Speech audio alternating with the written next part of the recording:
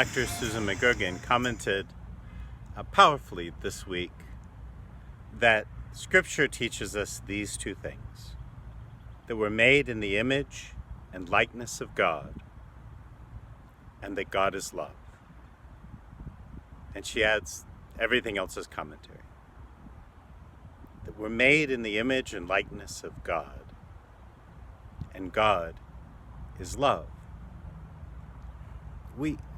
We run the risk in Christianity of losing the power behind Jesus' many teachings on love because, well, for a number of reasons. Because we talk about love so much, because love has so many meanings.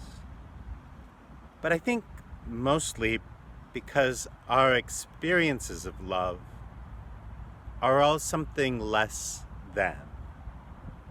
Our experiences of loving and our experiences of being loved are so often laced with a selfishness and a self-centeredness, either on our own part or on the part of the one who loves us, or maybe even both. We find this along the run of relationships that have to grow into a love that is powerful enough and strong enough and real enough to last the test of time. I found a gem in Father Ron Rolheiser's reflection this week, also talking about love, and the fact that our love so often is full of excuses, and we allow ourselves permission to do less than love, to love another for our own sake rather than to love them for theirs. And Ron found a path, a test maybe, of our love in this commandment of Jesus, that we love one another as he loved us.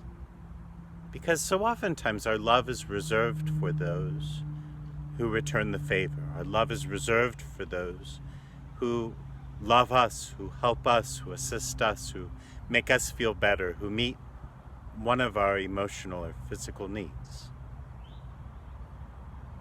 And that's something less than love. Jesus loved those who were trying to kill him. And maybe one of the tests of love in our lives is how well do we love the ones who are trying to kill us, right? And that might take on different aspects, and we will be very tempted, and we'll have lots of support from our friends to build walls, to separate ourselves, to protect ourselves from those who would hurt us. But the test of love, even if we need some protection, will be how well do we love those who would hurt us, who would kill us. I was thinking of all of these things in the context of the Archbishop lifting the dispensation from our Sunday obligation that he had extended generously and with an eye to the community's health during coronavirus. And I don't think that this changes much, partly because those who need to not be joining us are still free by the church's law itself, not by a dispensation from the bishop, to not risk their lives or the lives of others. That hasn't changed with the lifting of the dispensation. But mostly nothing changes because people have been back and praying and in church, and they've been back and praying and in church without an obligation. They've been here because they wanted to be here. You've been here because you wanted to be here. And I was thinking about that. Like, what is it? What would motivate us to come to church so that we don't fall into the trap of coming because we're obliged? And I think there's something in this love that would invite us. Our Eucharist is the celebration of Jesus' love, his most concrete showing of the Father's love. In the Eucharist, we join him at the Last Supper, but we celebrate his passion and death and resurrection.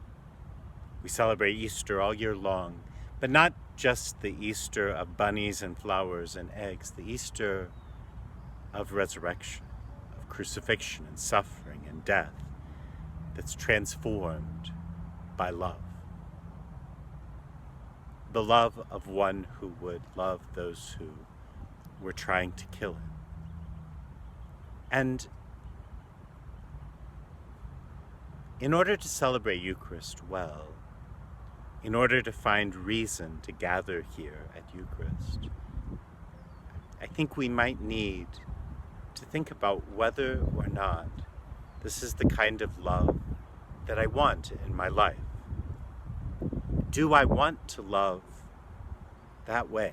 Do I want to love with the love of a mother who gives her life for her child, isn't trying to manipulate a specific response from the child, but rather is sacrificing and sharing and giving with the hope of the success of another person, not for herself? Or do I want to love with the love of a 15-year-old boy who's trying to get stories to brag about with his friends? What kind of love? There's probably a lot of room in between those extremes. What kind of love do I want to give and share and have? And what could my life look like with love? And I think that's really what we try to dig into every week as we celebrate the Eucharist. It's what we ask God to give us the strength to live and to do. It's what we receive, because love is first God's initiative, him loving us. And from that love, we're called to love. And maybe given the strength and the ability to love. And if that's the life that we want, then it's a good reason to come to Eucharist. It's a good reason to celebrate and remember the Lord's sacrifice and love. And as we remember each week and remind ourselves that he asked us to do this in memory of him, to remember that he wasn't just saying, hold up bread and wine in my memory. He was saying, love in my memory, suffer and die and rise from the dead, embrace with redemptive love. And if we want to do that, if we make our Sunday worship that, then I think it won't matter much whether or not there's also an obligation that draws us to our Sunday celebration.